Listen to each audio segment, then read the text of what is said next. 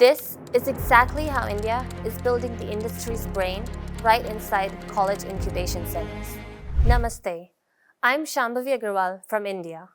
You probably know India as a global software powerhouse with millions of IT professionals writing code for the world's biggest tech giants. But I'm here to talk about a very different kind of tech. Imagine a workspace where a single microscopic speck of dust can destroy millions of dollars of product. That's a semiconductor clean room. India is making a massive pivot from writing code to actually manufacturing these highly precise chips, aiming for complete self-reliance by 2047.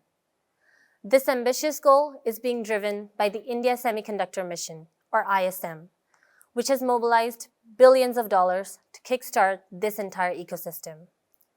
But going from software to silicon isn't as easy as flipping a switch.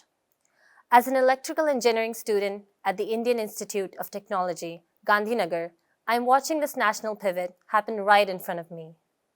When I started college, software engineering was the default dream for almost everyone.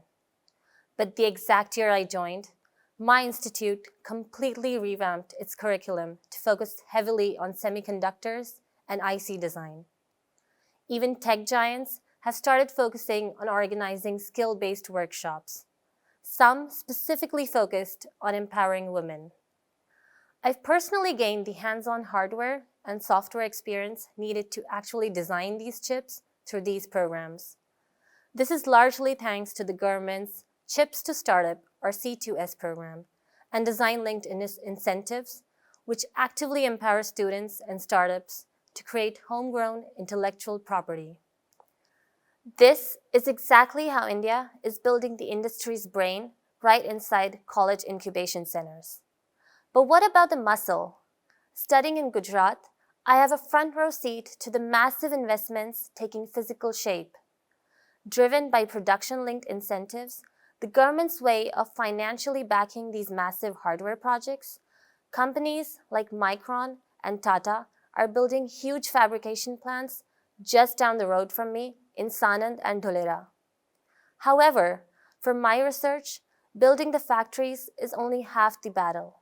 A single mega fab needs an enormous uninterrupted supply of power and clean water.